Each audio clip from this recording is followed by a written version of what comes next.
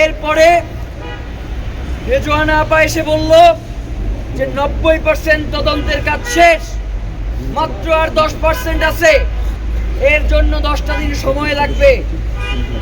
7 তারিখ পর্যন্ত তারা সময় চাইছিল, শাহবাগ আইসা, আপনাদের মনে নাই?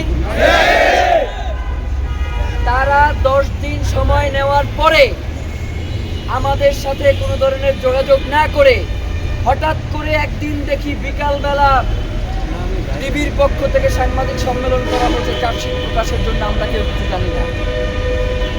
আবার পরের দিন টিভি থেকে বলা হয় চার্জশিট আদালতে প্রেরণ করা হয়েছে, আদালত বলে চার্জশিট পাই নাই।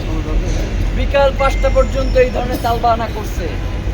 তালবাহানা করার পরে আমরা ওইখানে বলেছি এই চার্জশিট আজকে না নিয়ে আমরা কেউ যাব না। রাত 10:45-এ আদালত থেকে চার্জশিট নিয়ে এরপরে আমরা বাসায় গিয়েছি। বাসায় গিয়ে চার্জশিট খুলে দেখি আল্লাহ কি অবস্থা, মানে এই চার্জশিটে এই খুনের পিছনে কারা রয়েছে তাদের কোনো ধরনের নাম বন্ধ এই চার্জশিটের মধ্যে নাই। এই চার্জশিটের মধ্যে একজন কমিশনারকে, ওয়ার্ড কমিশনারকে মাস্টারমাইন্ড বানানো হয়েছে না? এই মাস্টারমাইন্ড কোথা থেকে এই খুনের সাথে যুক্ত হয়েছে তার কোনো তথ্য এই চার্জশিটের মধ্যে নাই। এই চার্জশিটের মধ্যে খুনি সে যে আওয়ামী লীগের হানিফের সাথে যে তার সিঙ্গাপুরে বৈঠক হয়েছে সেই ব্যাপারে এইখানে কোনো তথ্য নাই। এইখানে এই খুনি চক্রের সাথে যারা আমাদের সেন্টারে এসেছিল, ইনকিলাব সেন্টারে, তাদের অনেকের ব্যাপারে সুস্পষ্ট কোনো তথ্য নাই।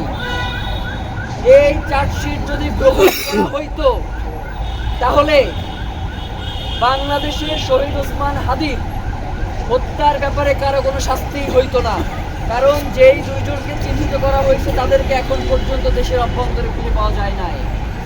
তার মানে সরকার পুরো বিষয়টাকে ধামাচাপা দিয়ে দিত। আমরা আদালতে গিয়ে সেই চার্জশিটের ব্যাপারে নারাজি দিয়েছি।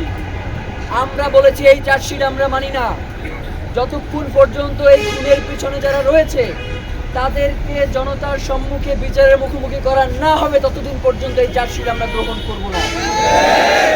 পরবর্তী সময়ে ডিবির কাছ থেকে নিয়ে সিআইডির কাছে এই চার্জশিটের জন্য তাদের কাছে তদন্তের ভার দেওয়া হয়েছে।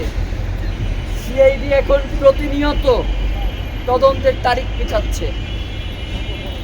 চার্জশিট দাখিলের মানে তার তদন্ত আর শেষ হয় না এবং কিয়ামত পর্যন্ত সম্ভবত এই তদন্ত শেষ হবেও না।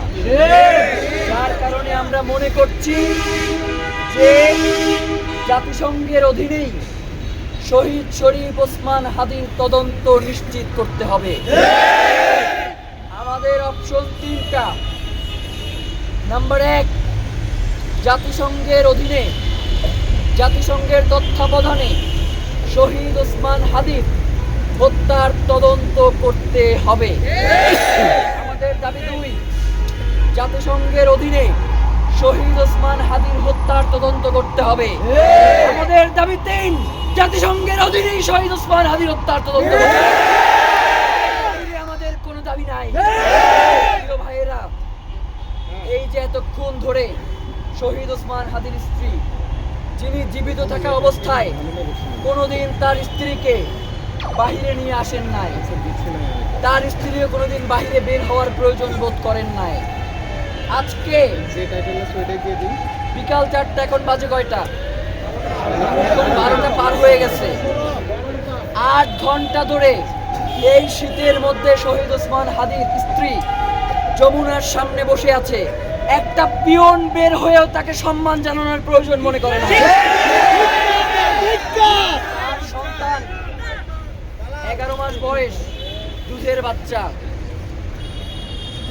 বাসায় বসে কান্নাকাটি করছে। সে এখনো বুকের দুধ খায়। যারা এখানে মা আছেন আপনারা বুঝবেন যে সন্তান ছাড়া একটা মা দুধের বাচ্চা কিভাবে দূরে থাকে। 2 ঘন্টা তার শিশু সন্তানকে গেটের বাইরে দাঁড় করায় রাখা হয়েছে, ভিতরে ঢুকতে দেওয়া হয় নাই। প্রিয় ভাইয়েরা, আপনাদেরকে একটা কথা বলি, একটু আগে প্রেস সেক্রেটারির মাধ্যমে একটা স্ট্যাটাস এসেছে যে সরকার নাকি অলরেডি জাতিসংঘের এই তত্ত্বাবধানে যাতে শহীদ ওসমান হাদির হত্যার বিচার হয়, তদন্ত হয়, সেটা নিশ্চিত করবার জন্য তারা অতি দ্রুত পদক্ষেপ নেবেন। এই সরকারি শহীদ ওসমান হাদির হত্যার বিচার তার মেয়াদের আগে করবার জন্য অঙ্গীকার করছিল না? সেই ব্যাপারে কোনো কিছু করতে পারছে? এখন কি তার এই স্ট্যাটাসে আশ্বস্ত হয়ে আমরা বাসায় ফিরে যাব? যতক্ষণ পর্যন্ত এই চিঠি ইস্যু না হবে ততক্ষণ পর্যন্ত আমরা রাজপথে থাকবো। একটা মিডিয়াকে ভেতরে ঢুকতে দেয়া হচ্ছে না, মিডিয়াগুলোকে ভেতরে ঢুকতে দেয়া হচ্ছে না, এবং ভিতরে কোনো ধরনের খাবার পানীয় প্রবেশ করতে দেয়া হচ্ছে না। 8 ঘন্টা ধরে আমরা এক ফোঁটা কেউ পানি খাই নাই। 8 ঘন্টা ধরে ওইখানে বসে চিল্লাচ্ছি, 1 ঘন্টা পানি আমাদের কাছে পৌঁছানো হয় নাই। প্রিয় ভাইয়েরা, একটা কথা বলি, এইখানে তো দিল্লির ওই হাসিনা বৈশা নাই, এইখানে তো আপনার আমার সরকার বৈশা। তাইলে সেই সরকার শহীদ ওসমান হাদিকে রক্ষা করতে পারে নাই, তার বিচারটা এখন পর্যন্ত শুরু করতে পারে নাই, তার স্ত্রীকে 8 ঘন্টা ধরে পানি না খাইয়া ওইখানে বসাই রাখছে রাস্তার মধ্যে। প্রিয় ভাইয়েরা, এই ইন্টারিম আবার নাকি খুব সুন্দর একটা নির্বাচন আপনাদেরকে 12 তারিখে